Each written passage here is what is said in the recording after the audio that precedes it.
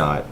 Top 50 competitor in some SCG events. So Brad competed with Affinity. The 10K Open this last weekend. Right, and how'd you place? I was 43rd.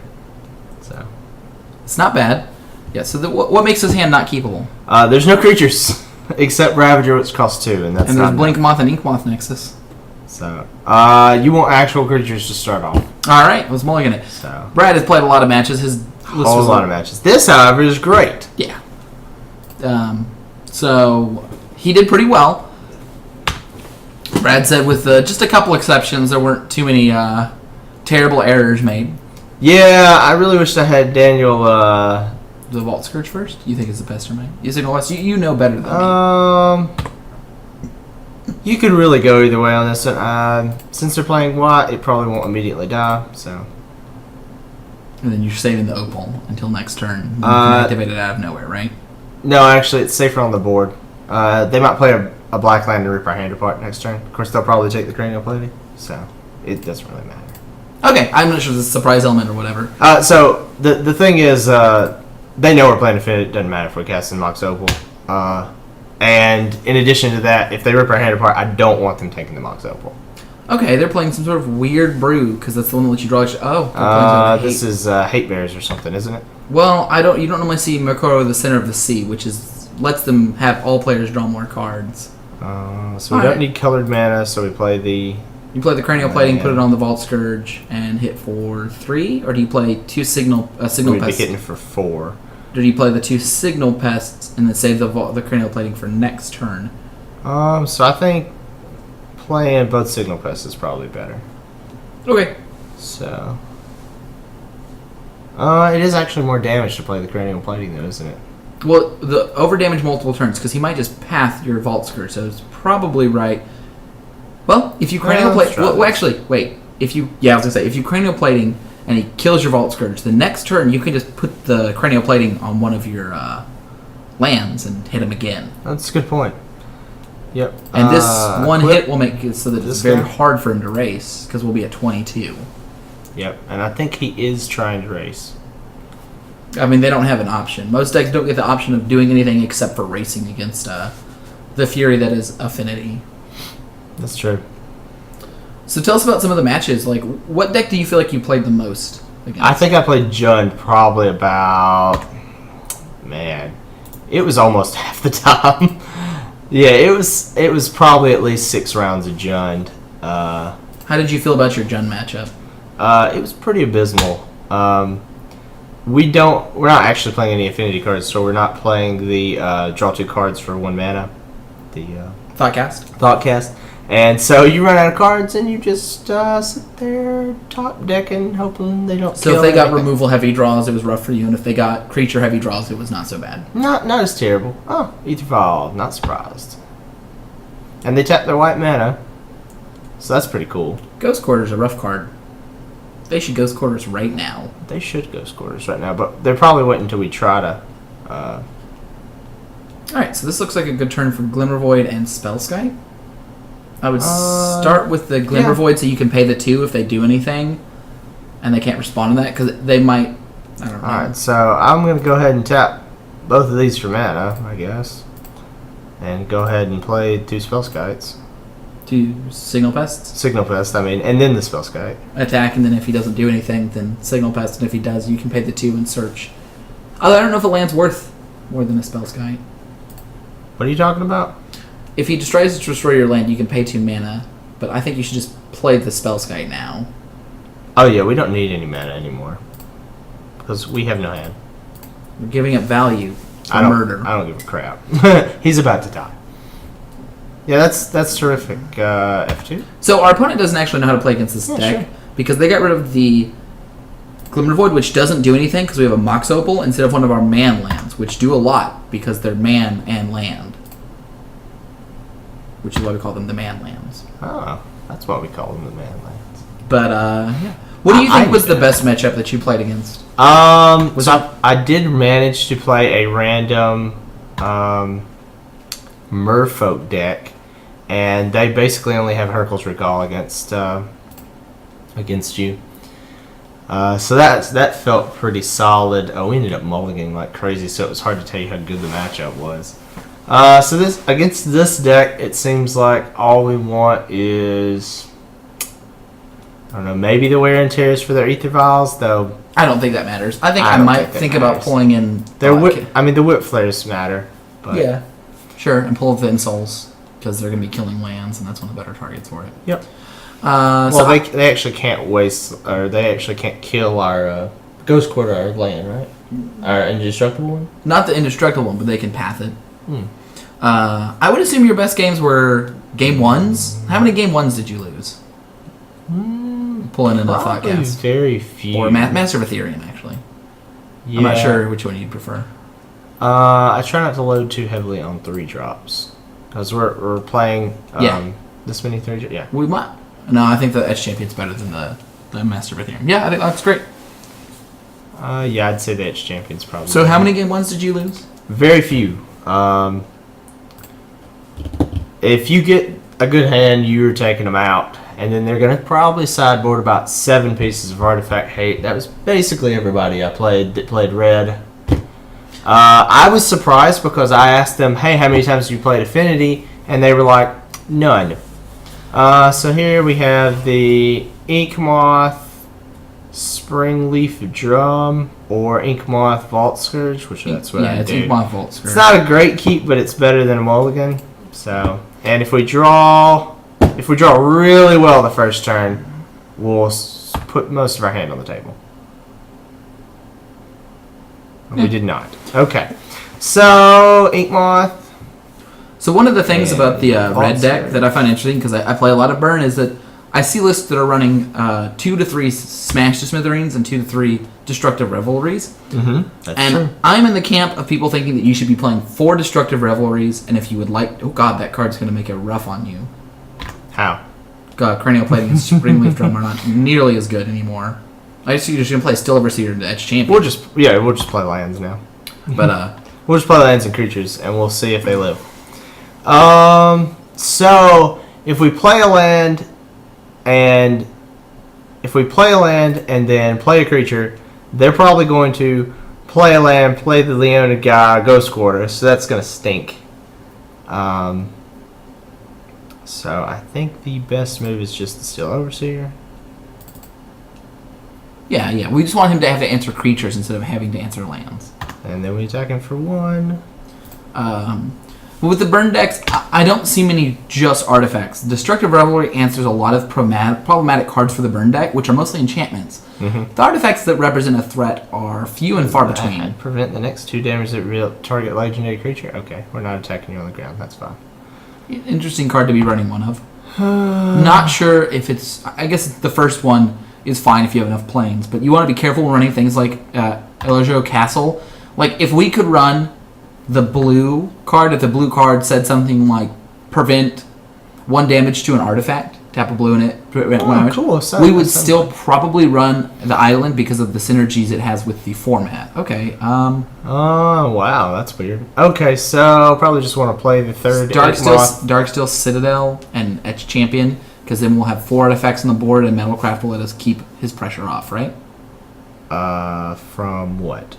If he starts attacking us for 6 a turn, and Etch Champion can keep him back, because we'll have a 3/3 Etch Champion that has Metalcraft and protection. Yeah, not protected from that. Right. We're not going to stop him, we're going to race him. But over 2 turns, we'll be ahead of him. Well, next turn... Right, if he races us 3 for 2 lifelink, we're fine. The problem is if he attacks us with all of his creatures. If we played a non-creature spell that turn, he's going to hit us for 5 a turn. Oh, yeah. Its champion keeps back 3 damage. I see what you're saying. Yeah, and the Darksteel Citadel means that he can't just kill our Vault Scourge and then also kill our Edge Champion with whatever. So he can get him for 3, but he can't win the race right now. Oh, yeah. He is not winning the race. He's got 2 Ghost Quarters now. That would be a great time to kill 2 of our lands. Yeah, it would be a great time. Yep, that's great. Now, drop the thing and kill 2 of our lands. If he doesn't this turn, we'll get to play and equip Cranial Plating to seal the deal. Yep, he's dead if we do that.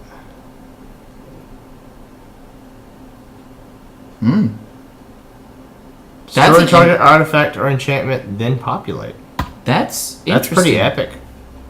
That's a good play on him. I like that. That's a good sideboard card. Usually you don't see cards like that. You really get a shine. Alright, so I think we just Inkmoth Nexus, play and equip the Cranial Plating, and put it completely out of his reach. Yeah, pretty much. Too bad we don't have anything else to do. Alright. 1, 2, 3. And equip to this guy for 1. And now move to combat.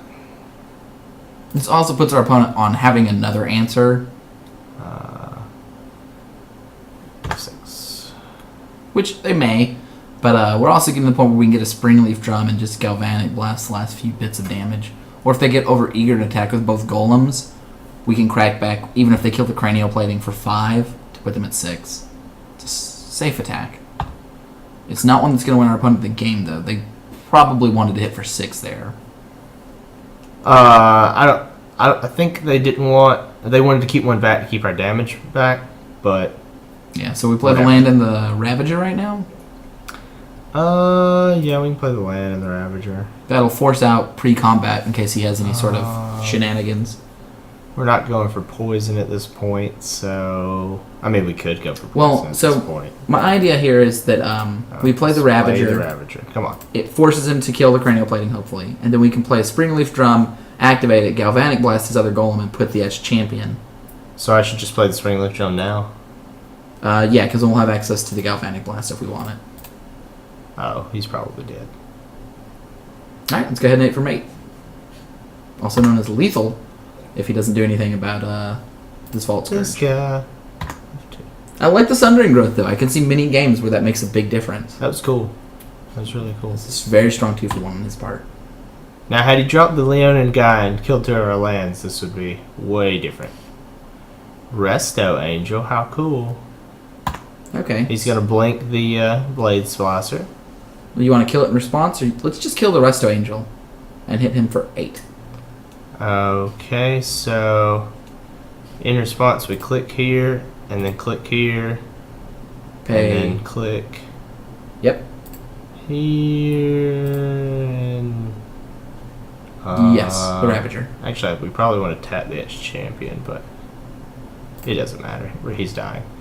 You gotta pay the colorless. And then pay the colorless. No, this won't kill him. It'll only put him at 3. But I mean, the good news is it puts us okay that it puts us far ahead on life. He won't be able to kill us with the crackback, and if he swings with multiple tokens, we can just finish him. Actually, no, we can just sacrifice 3 artifacts. Let's do that. That won't work because Cranial Plating is giving us pluses. Oh yeah, Cranial Plating math. Look at me, so bad. All right. Yeah, all right. We just go through it, and that's it. Well, being at 27 might let us win this damage race as well. I mean, that's how I plan to win. And every turn we can just attack with Blink Moth. So what's wrong with this one? Why is it not stacked?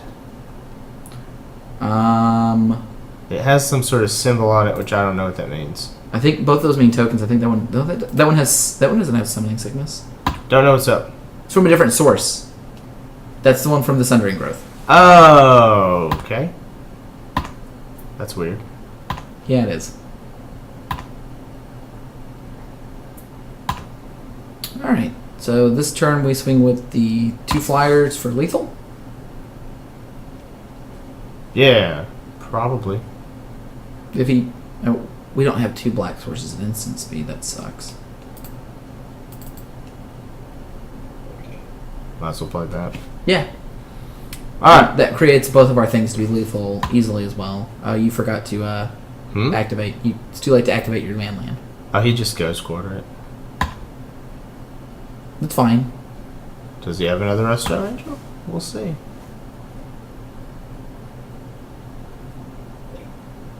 Oh, his path. You can click yes. Oh, yeah, okay, sure. We'll take this island. Alright, throw the Cranial Plating on an Arcbound Ravager. Yep, that's how I would do it. Alright, so I think we should have, if this was our plan, I think we should have activated multiple man lands and put him on poison and damage and just swing with 4 flying creatures. So I think next turn we should swing with the Blink Moth Nexus with a Cranioplating, so it's lethal and he has to kill it. Actually, we should just swing with the Ink Moth Nexus with the Cranial Play. No. We should swing with an Ink Moth and a Blink Moth, both of them representing possible lethal for our opponent. I don't see how they're... Okay, so we have to attack with lots and lots of lands if... Yeah. He's going to eat 2 of them, which is fine, and we'll have 2 left. Okay, so you want me to activate 1, 2, 3 lands and then put counters on the one that he doesn't kill? Sacrifice him to make the... Ravager bigger and then blah blah. Yeah, so we want to activate the... Alright, so we want to activate... a Blink Moth and 2 Ink Moths. Wait, do we have enough mana? Yeah, we have exactly enough mana. To move and equip? No, we can't equip. We can just swing with the 3 lands. Okay, we should activate 2 lands, put a Cranial Play on it, force him to kill the Ghost Quarter, or whatever he does. Now we can tap a land to activate itself as well. So let's activate the Blink Moth off of the island or the Citadel. Let's activate the Ink Moth off the island or the Citadel. And then try to put the Cranial Plating, I don't know, on the Blink Moth. It represents death. Or the Ink Moth. And then he'll kill it in response, and we'll sacrifice it to Arcbound Ravager to grow our Arcbound Ravager. Alright, so you want to activate this Ink Moth to activate this Ink Moth and then equip? Just pay 1 to... No. Just pay 1 to equip it. We don't need another one active right now. Just pay 1 to equip. Okay. I don't know. The spring left. Let me run. Okay, I don't know what you're doing, but whatever you do, the Cranial Plating one is going to die to the Ghost Quarter, right? Yeah, that's fine. Okay, don't put it on the Blink Moth one. Put it on the Ink Moth one. I'm still not sure what you're planning out, but I don't think he dies this turn. And now what? Now activate the other Ink Moth Nexus, right? No, I'm just gonna attack with these 2. Okay, attack. I don't know what you're trying to do, but they're both going to die to Ghost Quarter. That's fine. Okay.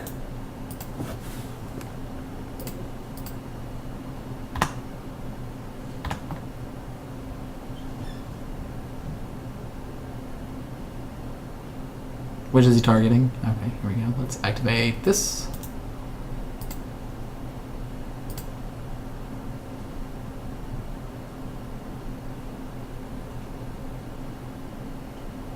Alright, hit F2, I think.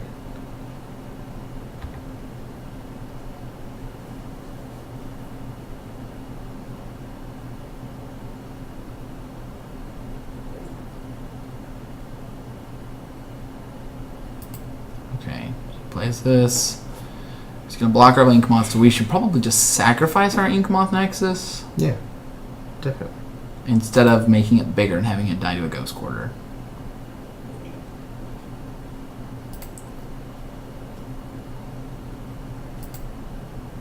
So that was my plan was to force him to use both of those. He had the other one, so it didn't work. Yeah, I think you should have activated all 3 lands and swung. What does activating the other land do?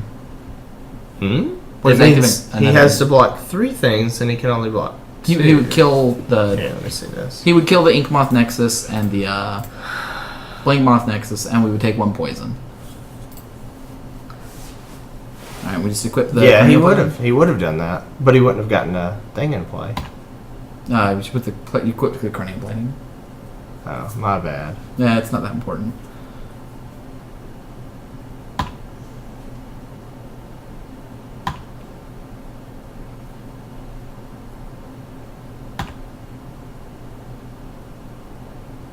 Huh, figured he'd attack there. Guess he knows we can just eat it. Whip Flare, how cool.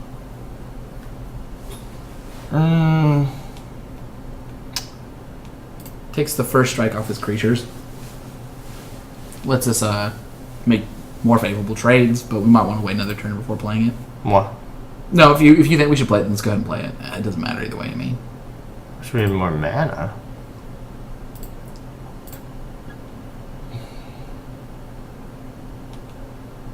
Where does this... Oh, wait, hold on. cancel. Let's equip the cranial plating to an Ink Moth Nexus and attack with an Ink Moth Nexus. He'll kill it with Ghost Quarter, which is fine. We sacrifice it to an Arcbound Ravager. And then the next turn we do it one more time with our next Ink Moth Nexus.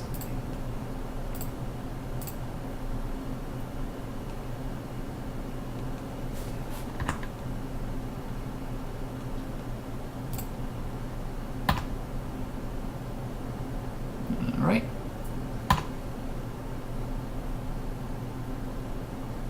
Alright, let's go ahead and sacrifice our whatever.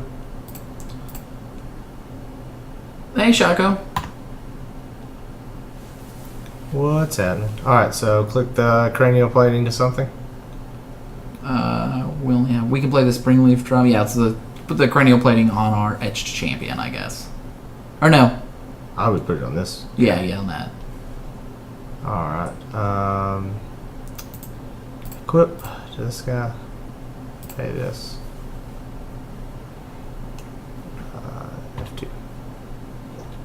Alright, next turn we can attack with our last Ink Moth Nexus, force our opponent to trade the Restoration Angel. And then we can Whip Flare and kill other creatures. Or we can kill other creatures with Whip Flare. We just gotta roll that second Whip Flare and do 4 damage to all creatures that aren't artifacts. That would be fun. We don't even have the red to do that. So our Ink Moth dies to his Resto Angel unless we draw the... It's fine if our Ink Moth tries to his Resto Angel, though.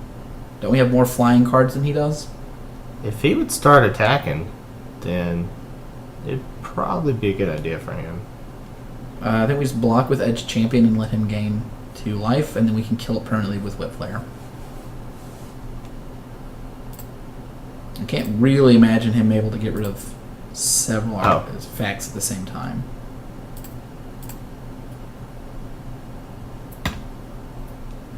We'd also like our opponent to tap some amount of white mana so they can't prevent 2 damage to Thalia.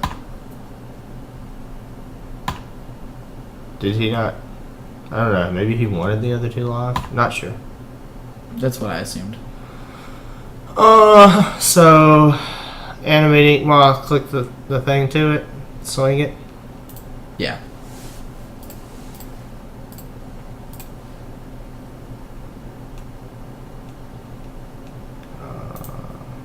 Equip to this guy. I mean, they basically have to block.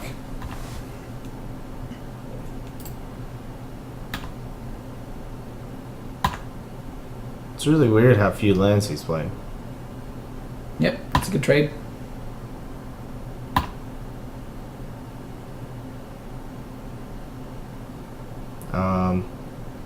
I'm not gonna bother. No, there's no reason to play anything.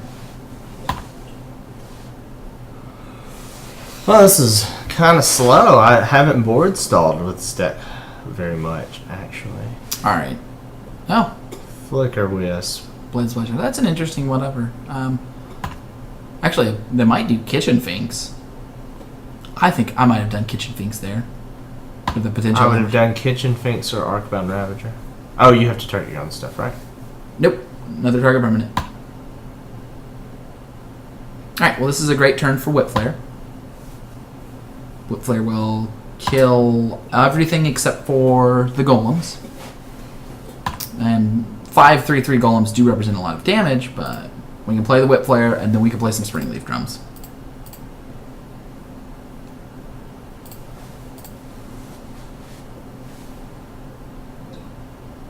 One, two, three, 4 deaths. And then a Springleaf Drum. Yeah, we just put it on a Ravager and attack with the... Oh, you didn't want to attack with it. Okay. Huh? Why would I want to attack? Alright, well then we should tap the other Etch Champion and play another Springleaf Drum. Nope. Don't want to attack that many. Don't want to tap that many things. They might get the idea to attack, which they should have been doing this whole game. Yeah. No, we don't want them attacking with 5 3/3s. Okay, we can't draw them more than 1 card a turn. All right, that's a lot of And synergy in their deck. Okay. Oh, okay, I see what they're doing. They're going to use Spirit of Labyrinth and Mikawa to draw a card on our turn. Oh, that's cool. It's something. Oh, look, an Ornithopter. Well, now we can win the game if they can't answer it.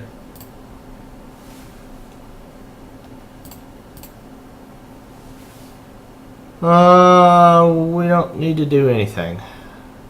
Yep. Let's go ahead and equip the cranial plating something and pass the turn. Alright, so they're on answer, Ornithopter, or die. It's a good thing. Yeah. I like how their version of Hate Bears has all of these little tiny interactions, but I think they're too niche. I don't think Makairo Center of the Sea is worth running, even if it is a nifty combination with the Spirit of the Labyrinth. Alright, well now they're super dead, in that if they can't answer or even if they do answer the Ornithopter, they also have to answer the Inkmoth Nexus. Go up to that for a mana. Alright, well I guess we just go to attacks. Represent lethal. Alright, Doobadoo. Let's see what you got. Another one! That's fine. Does it just blink it? So it does nothing. Okay.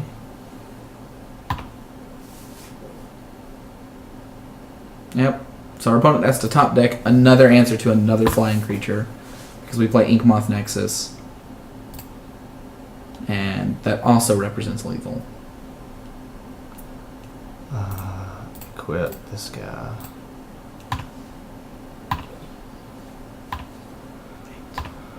Although not on the same clock. It represents a 2-turn clock and not a 1-turn clock. See, we really need to have 2 cranial platings and 1 Arcbound Ravager. Works better than the other vice versa. Yep, that would have been death. Oh yeah, Box Opal. Let's cast it. Every little bit helps. And then we'll animate this Inkmoth.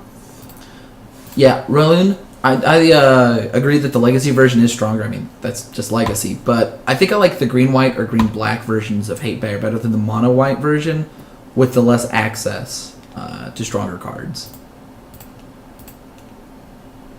Pay 1. Yep. Oh, woo! We're the champs. Alright, Daniel, you can handle the next one. That was a really long game. That was arduous. How long were most of you? We'll wait for Brad to get back. We'll see how long. So I usually finished every, I guess there were 55-minute rounds or 50-minute rounds with about 15 to 20 minutes to spare. So Brad said he finishes most matches within 20 or 30 minutes, which is very quick for competitive play like that. That's pretty sweet.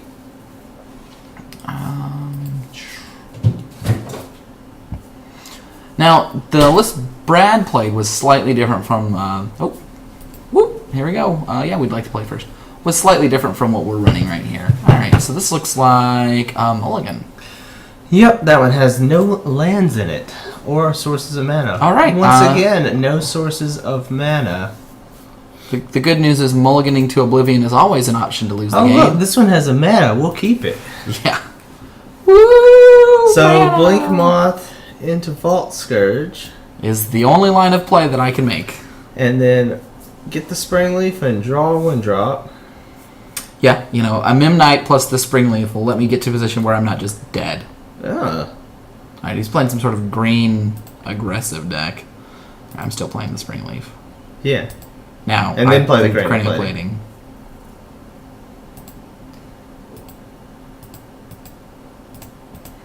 Alright, and then hopefully we'll drop the Etched Champion and somehow not lose from mulliganing to 5 with 1 land.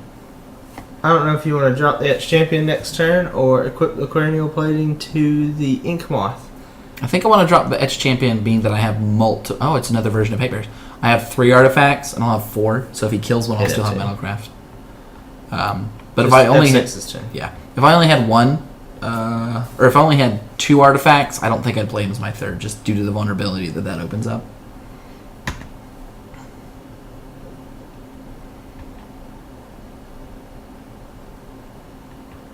So, if he didn't have access to red mana, I would say cranial plating the Eatmoth. But since he does, you're just going to want to play the Edge Champion. Yeah, we want to try to be safe around. I mean, they probably don't have main board artifact hate, but they could have a lightning bolt or something. Lightning bolt's good enough, usually. All right. So next turn, we're looking to equip the cranial plating to the Vault Scourge and gain life, and then later on, or we could also do the option of in Soul Artifact the Vault Scourge, cranial plating the Etched Champion. If he makes the mistake of tapping out on his next turn, then we ensoul the Vault Scourge. And equip the cranial plating to the Etched Champion. Scourge. The Vault Scourge, just go all in on Vault Scourge, go deep on the Scourge. Yeah, on the life gain, basically. Yeah, because that would represent 5. You could also 6, do 7, 2 8, more 9, damage 10. by putting it on the Etched Champion, so that's fine too. Like I said, if he makes the mistake of tapping out, alright, so probably want to kill the Militant. Instead of the... Actually, no, go for the Experiment one. It's interesting what he's doing here. He has to kill 2 artifacts to take away our Metalcraft.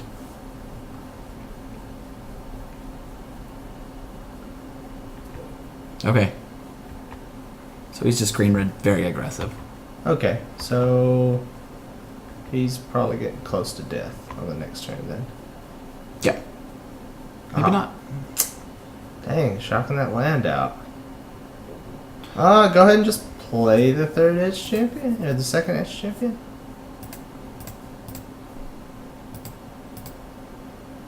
Alright, so now his attacks become even more difficult. Yeah, then, I wouldn't even attack. No. Next turn, I am going to go with the Install Artifact on the Vault Scourge. You'll have to have the answer immediately. And if he has the answer, then we're in a rough spot.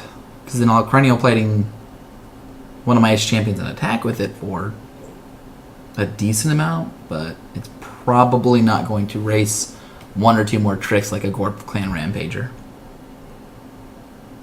Yeah, I got double Core Clan killed, that's for sure. Oh, that's a very unexciting card to play here. Yeah.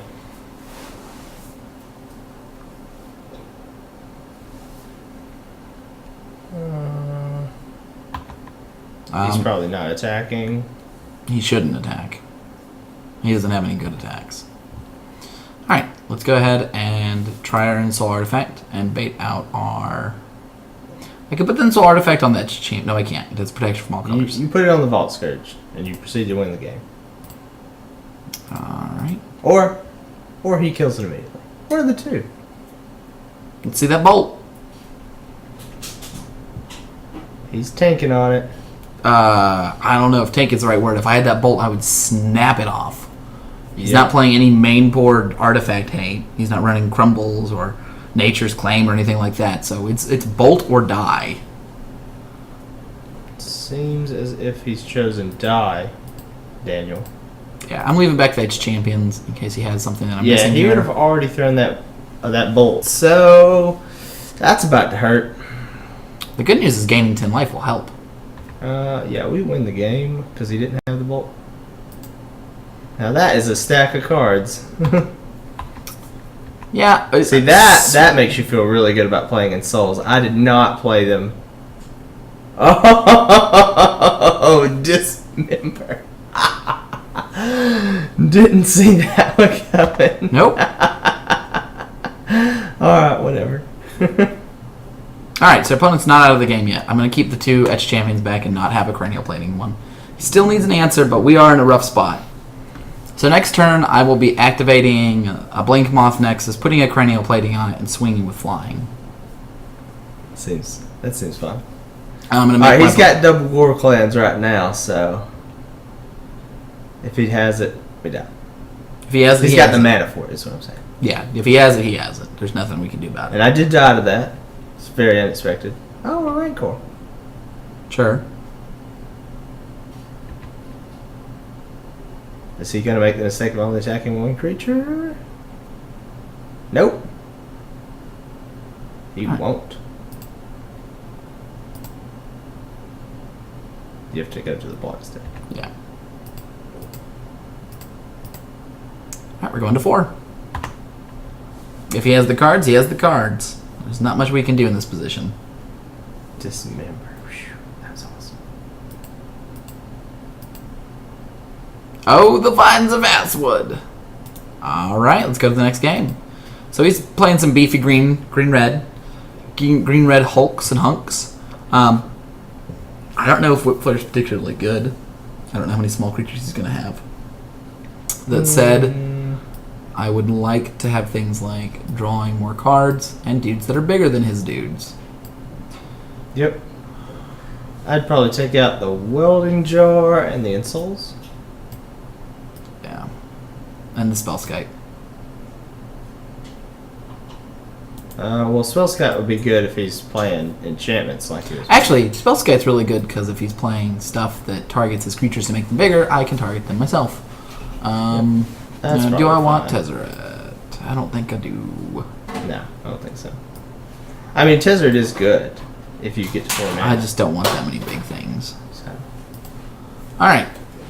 I like the plays he made. Those were good plays for that green-red deck. I would like to play first. And I would like to keep this only okay hand because I think Spellskite's going to be shiny. Now, I would not be surprised if our opponent has some amount of Ancient Grudges to make my life harder.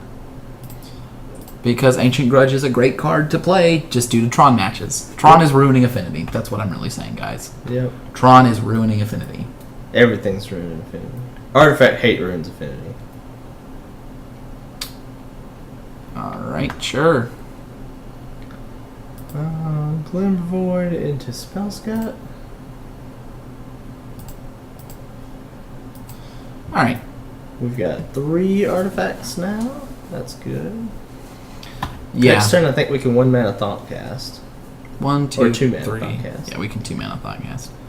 And I like that better than playing the Cranial Platings right now, just because we're trying to hit more important artifacts. Rancor. Well, that's unfortunate. Yeah. Wait. Why didn't you have it Rancor your goat? Oh my gosh, I missed that trigger. Yeah. I said that's unfortunate because you were about to steal it. Well, you lose. Gah. I just talked about that ability, too. I just literally was like, Spellskite's really good. He wouldn't have 2 in real life. Oh my gosh. Man. Alright. Scrubby. That was real scrubby. Alright. Let's play and equip the Spellskite. Hope he plays another pump spell, and then I won't scrub out, and I'll tap my Spellskite and steal it. Play the 1 mana Vault Scourge. Don't play the Cranial Plating. You think I should play that one instead? Yeah, play the 1 mana Vault Scourge.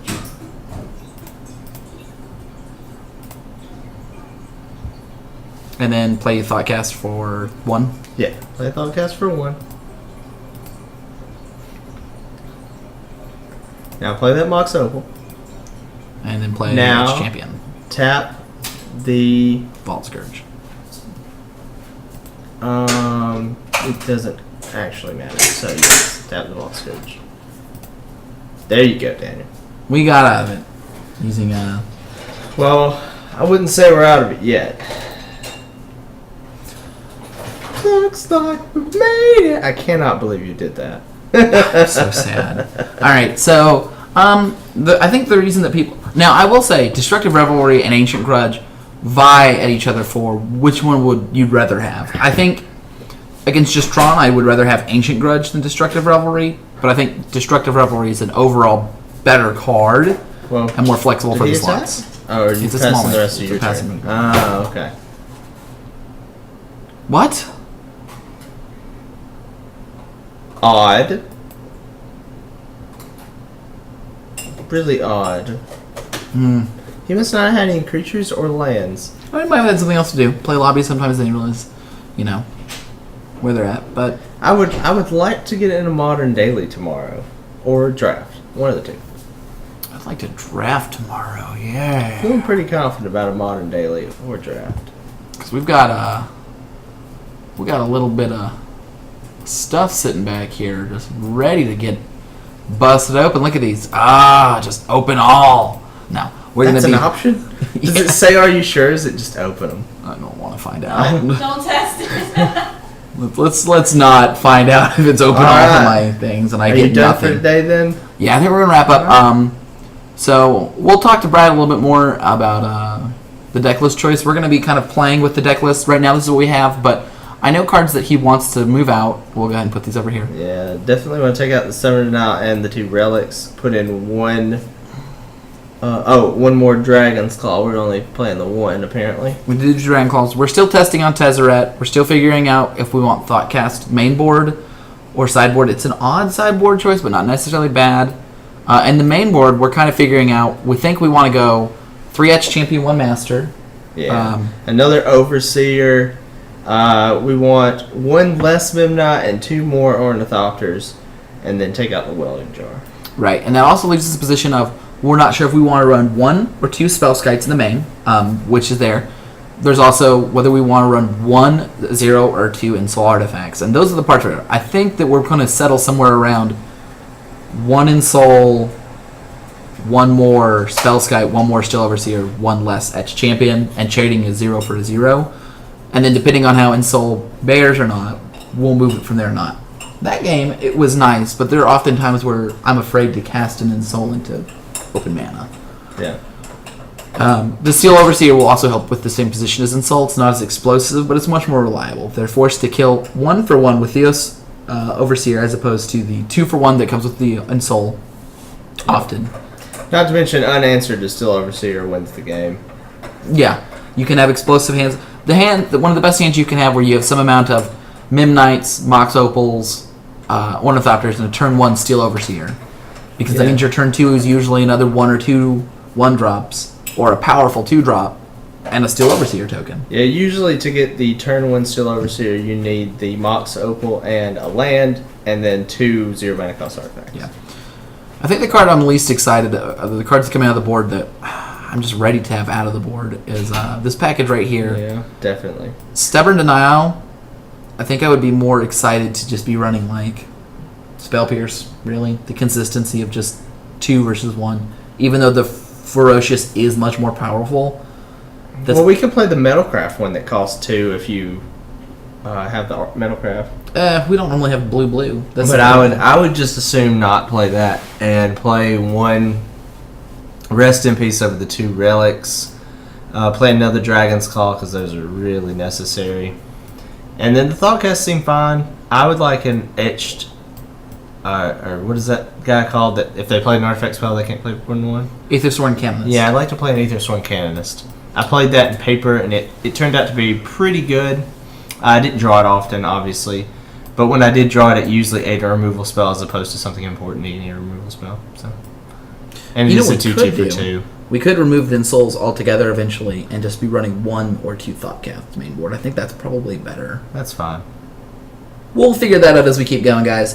Tomorrow, we'll be either doing more Sweet Affinity or we'll be busting these Modern Masters packs and one draft and Modern Master packs in a draft and what might be possibly one of our last ones. Depends on how we go. We're really trying to push the value. It's a pricey $30. We've gotten 2 drafts out of it, so that'll be exciting. But if we can get the 3rd or the 4th, then we'll really that would be super fun. We just need a stamped foil Tarmogoyf. They stamp them online, right? I'm pretty sure we're not in the pre-release or an event, so they will not stamp it for us. Oh, well, they'll just be a foil Tarmogoyf. Yeah, if we do that, then we'll probably be able to pay for a few more drafts, or just buy the rest of this deck that we're borrowing from a friend, whatever.